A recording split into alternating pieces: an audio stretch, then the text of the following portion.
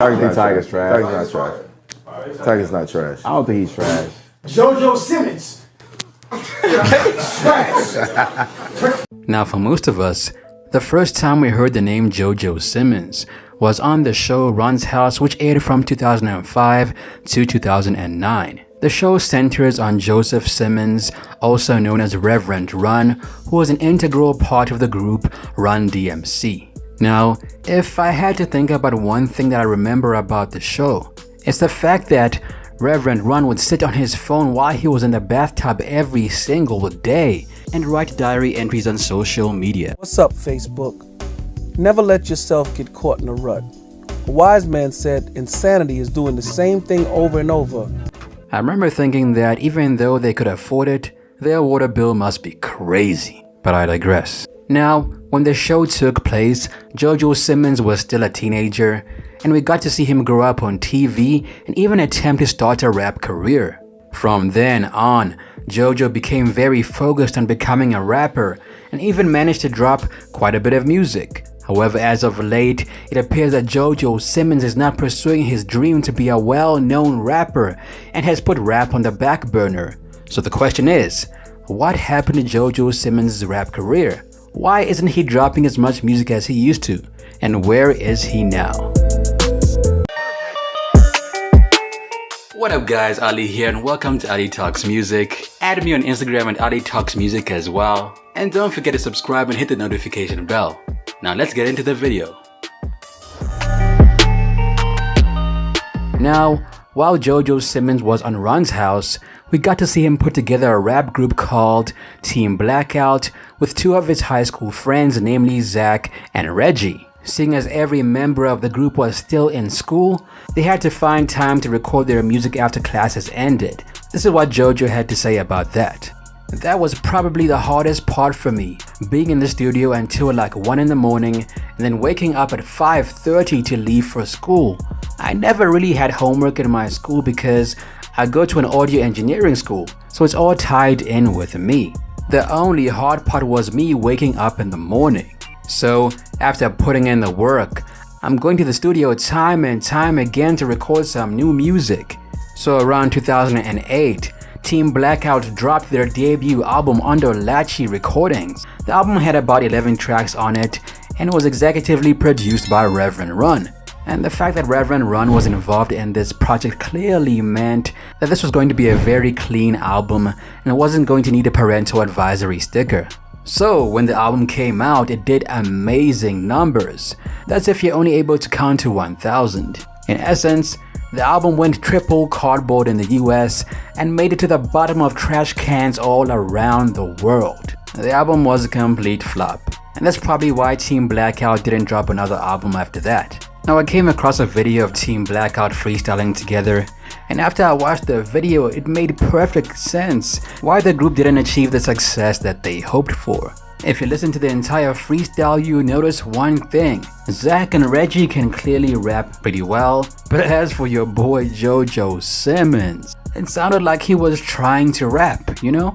It almost feels like an imitation of an actual rapper. Listen, man. I say, yo, Joe. The colors in my chain got a person feeling racist. And my wrist look like it got braces. Face it, I tear it up when I'm in the booth. And girls wanna hang like a noose when they see the coupe. Knocking boots, but y'all be calling me a virgin. Hip-hop dead, the new school be the surgeons. And seeing as Jojo Simmons was the focal point or unofficial leader of the group, Jojo's weak delivery only made the team look like amateurs.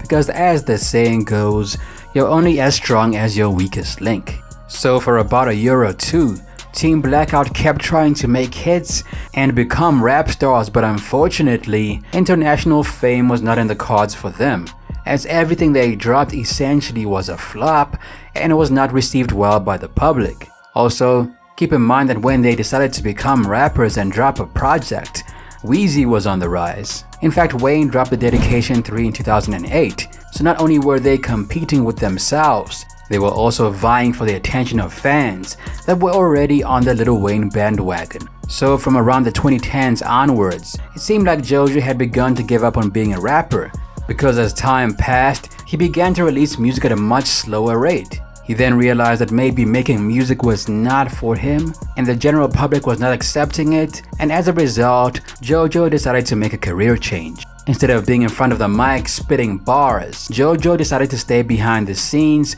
and start his own label called Whose House Entertainment and invest in new talent. Whose House Entertainment is still functional today. However, one can only wonder how Jojo manages to keep it afloat, considering the fact that we haven't heard anything from any artist from the label.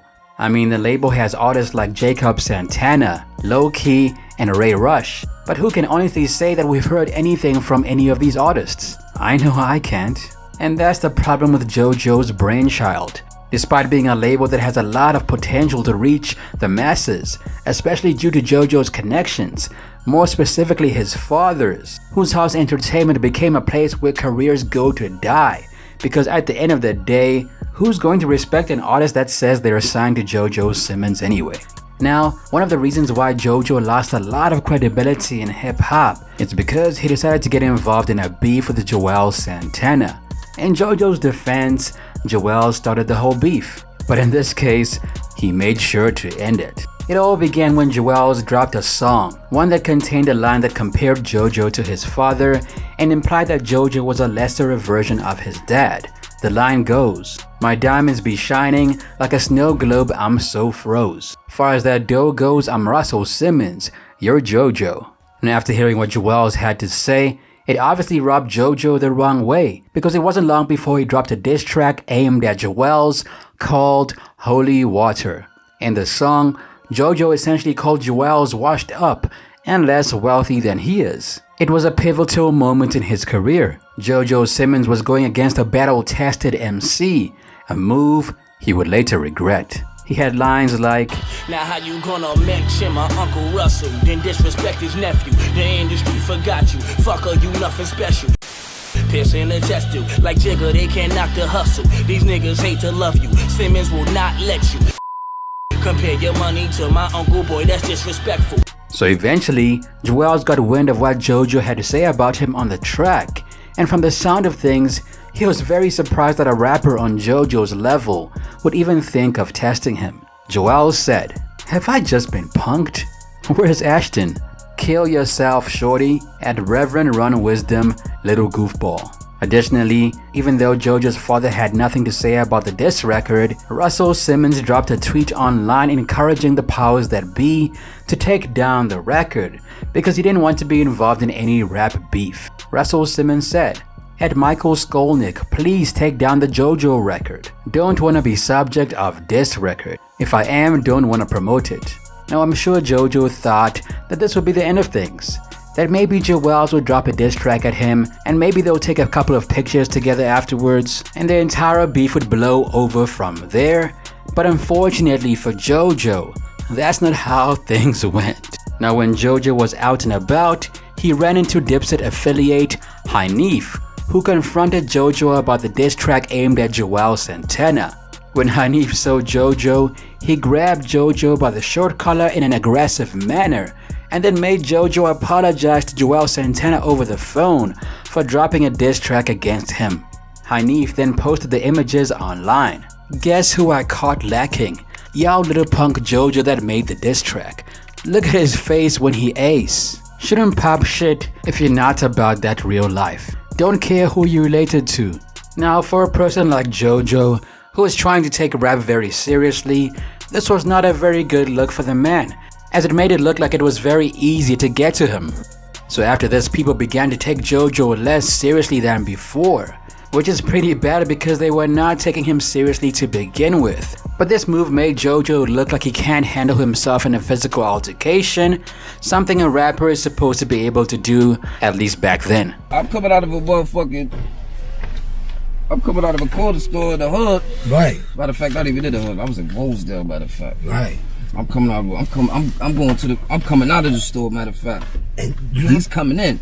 Uh-huh. And I don't remember, he just looked familiar to me. Right. I'm like, yo, dead ass like this. I'm like, where I know you from, son? Right. He said, I don't know. He said, you do look familiar, though. You approached him? Yeah. Yeah. He like, nah, you do look familiar and shit. Uh-huh. I'm like, yo, what's your name? He like, yo, nah, Jojo Simmons and shit. Yeah. I just grabbed him. Come here. No, but I made him call Juelz. Like, you seen him on the phone? He was on the phone with Juelz. Oh. Like, so even Juelz, I called Juelz. I'm like, yo. Yeah. I got this Jojo nigga right here, right now. He like who? Yeah. I mean, Juelz sounded shocked too. Right. Like, he like, who? Right. I said, the Jojo nigga, bro. I got the nigga right here. What's up? Right. I put him on the phone. Boy start screaming. Yo, the nigga was screaming to the top of his lungs, bro.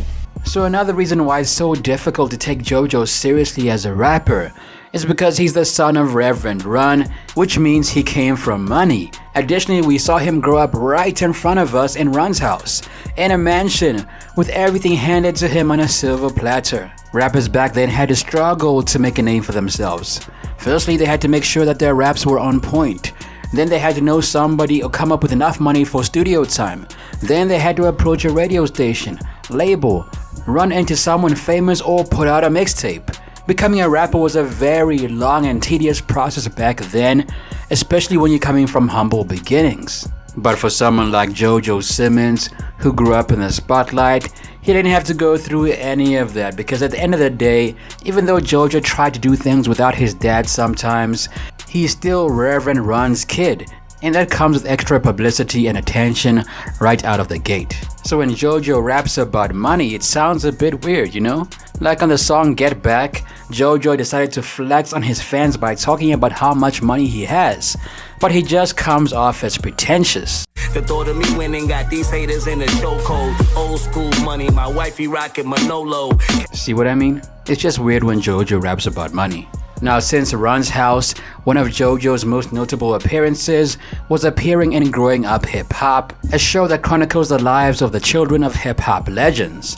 On the show, Jojo's storyline revolves around his girlfriend and her family, and one of the more entertaining episodes took place when Jojo and his father-in-law got into an altercation. I wanna hear some music, Shad. Yo, you keep to my taste. Stop playing with me, my. Let me up.